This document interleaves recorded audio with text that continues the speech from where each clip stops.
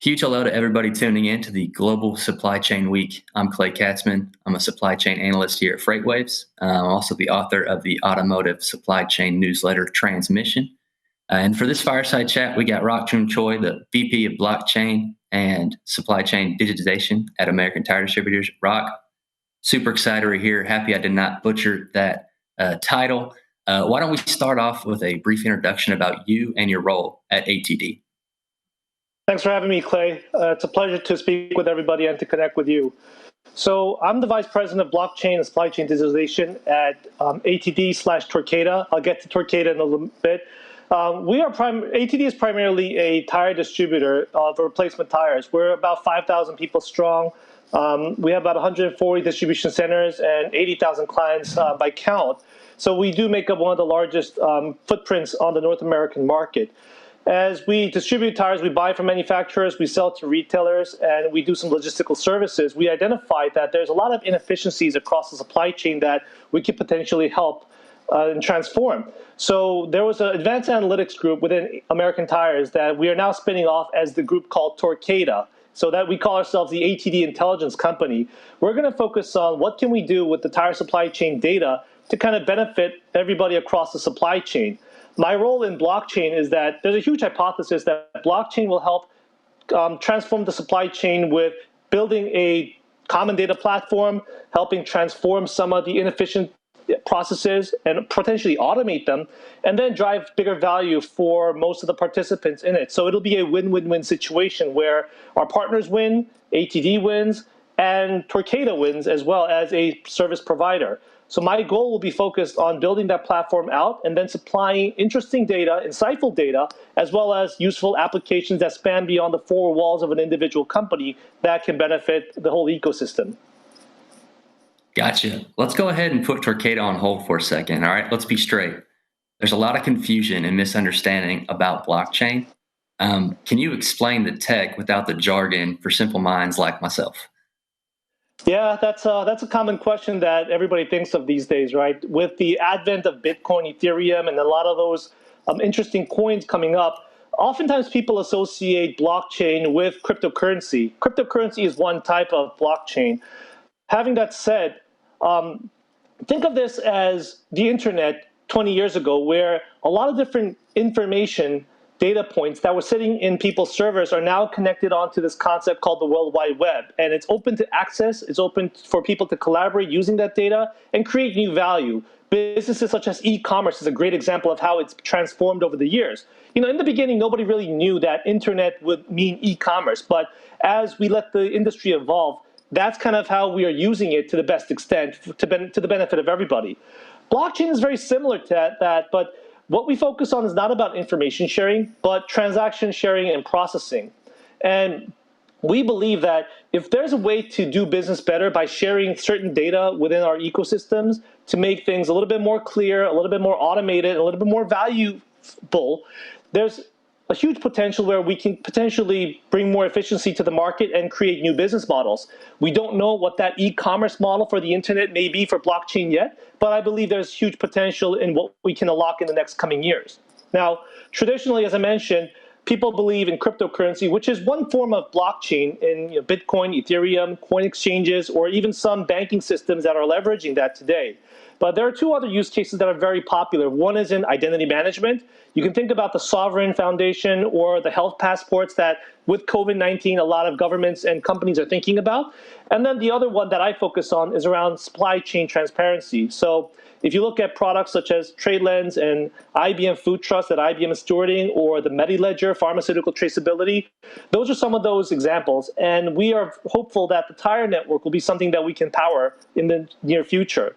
So the major focus about blockchain, think about it, is that where can we build trust with the data where it is challenging to create value in the industry today? And a lot of that falls between transactions between two parties who don't really share a lot of data or potentially compete with each other. It's not like an ERP system within your four walls that you can optimize for your own use. Now that optimization is being applied to the industry as a whole.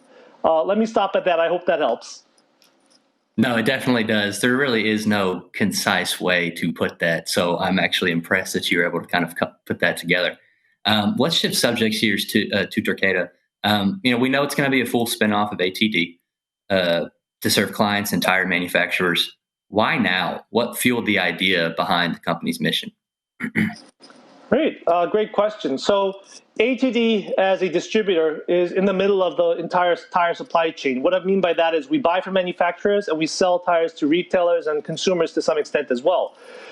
To optimize our operations, we found a huge value in harnessing the data across the industry and driving quality analytics on top of that. And when we did the study, we found out there's roughly $1.5 billion worth of inefficiency in the market. And what this means is basically lack of visibility, connectiveness, varied data quality coming from different sources of products that are used to digitize the supply chain. And because of all this confusion, there's duplicate efforts and rebuilding of capabilities across the supply chain. All this adds to additional manual processes, work, and cost that go into solving the same problems that we have in most supply chains today. So when we did the analysis, we figured out that the $1.5 billion spreads not only for ATD, but other partners in the manufacturing space as well as retailing space. And that's why we decided that instead of just serving ATD, let's use this capability and bring it to the world. Let's serve our manufacturing partners and retailers from a neutral point of view, as well as ATD as a client, so that we can build quality analytics products that can help optimize all of their businesses and for the ecosystem itself. So we have individual products that we're targeting retailers and manufacturers or tire OEs. And we're also looking at some use cases with blockchain that can support not only just the individual teams that are using that data, but across the industry that kind of address questions that span beyond the four walls of a particular participant. That's kind of how we thought was the vision for Torqueda. Now, the timeliness is great because with all the transformation going on with cloud and analytics in the industry today, it was the right time to kind of think about expanding that. We have great talent and as well as great market opportunity. And we believe as we ride the wave of cloud and blockchain, we can actually set the basis to transform the industry for the better, as the next phase of innovation in the automotive industry is very exciting with electric vehicles, autonomous driving, automated fulfillment of all these auto parts and services. So the potential is great for us. Now, Rak, you mentioned that your focus was in supply chain transparency. What are some of the inefficiencies in the supply chain that Torqueda works to actually resolve? Yeah, we often like to throw out two numbers. One is 30%, and the other is 50 to 70%. What that means is there's 30% of overproduction in the industry. What that means is for every tire order, we'll be able to fill every order with tires coming out of the factory and then have some left over. But on the other side, that 50 to 70% is a fill rate. All orders are filled to about 50 to 70% today. So why is there overproduction on one end and lack of fill rates on the other? If this was a CPG industry, those fill rates are around 99 percentile or better.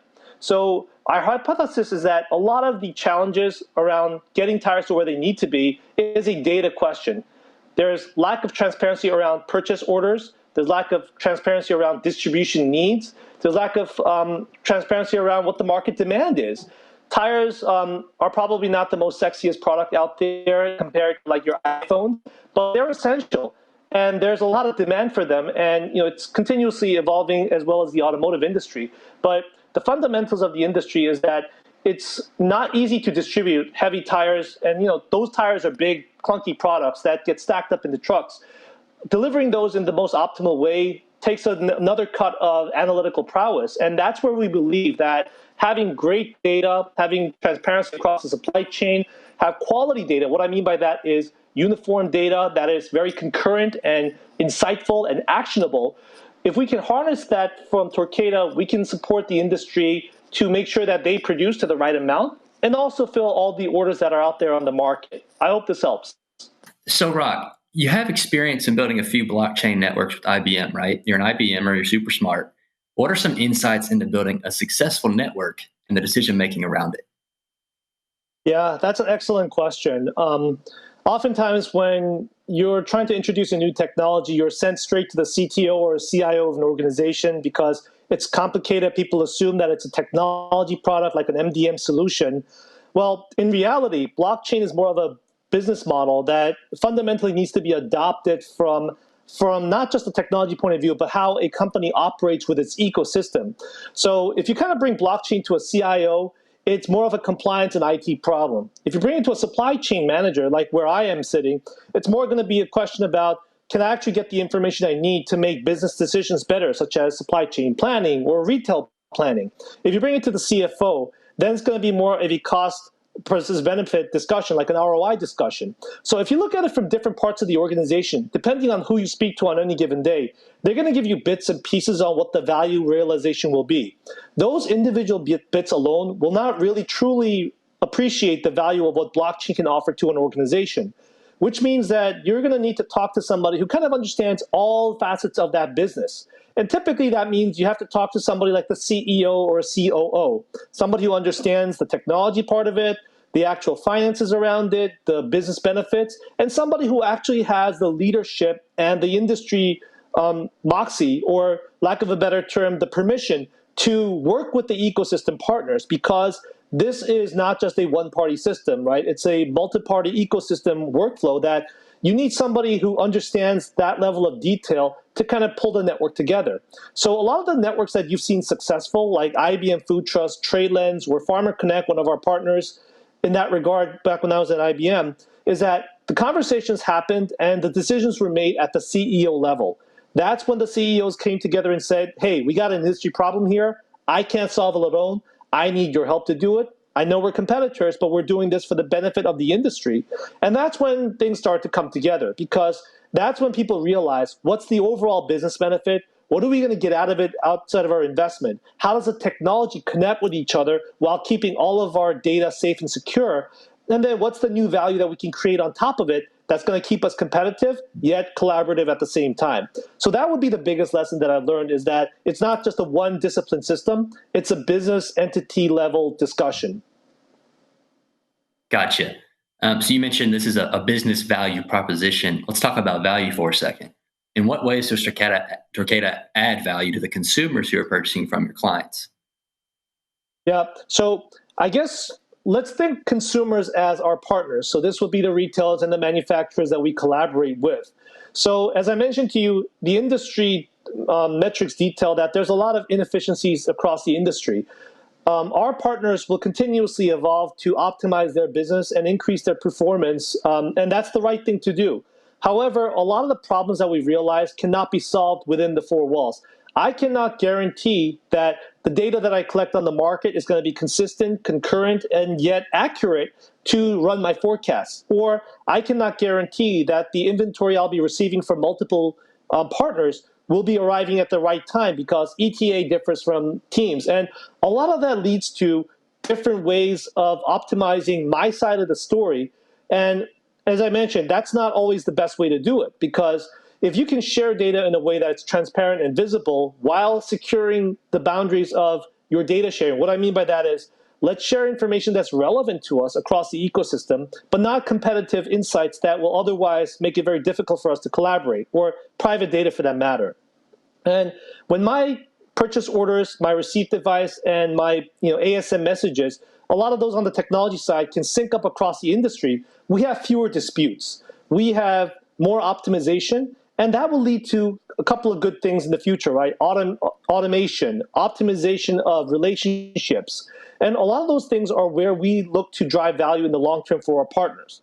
Having that said, when you have a common platform of data that is consistent, that's accurate, that's trusted, and also concurrent, a lot of those things will drive a great value for our customers, because they will then have a huge source of great quality data to tap into to further optimize their internal businesses. So overall, we believe that's going to be the win-win for all of our partners, and that's where Torqueda aspires to be with our data models and our analytics capabilities. And I'll just add here that a lot of our clients, especially on the retail side, may not have the investment or prowess to actually invest in heavy analytics shops for that matter. We can produce applications that will do a lot of that work for them as a service. Further on to this real quick, can you give some more insight into how blockchain technology can be further applied into other areas of the automotive industry? We talked about the tire, but yeah, let's talk about the entire industry as a whole here. Yeah, it's interesting. Our mother company, ATD, The mission is to be the most connected and insightful automotive solutions company. And Takeda would love to be a data broker slash enabler of a lot of those visions that our partners have. What I mean by that is, if you look at just tires, for example, across the automotive space, the one common denominator is the vehicle. When people talk about, you got your personal computers, you got your cell phones, and then the automotive itself is going to be the next big thing when it comes to data aggregation and insights driving and value creation, because that's where a lot of us are actually working now.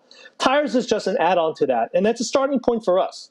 And if you look at the behavior of consumers, people who buy tires are looking for the similar services for your automotive, such as parts, batteries, motor oils, etc. So we believe a lot of those products that are peripheral to a vehicle and its maintenance and its operation follow a similar inefficiency pattern, albeit a little bit different in the details of it. And we hope that we can build a platform that can further expand onto that.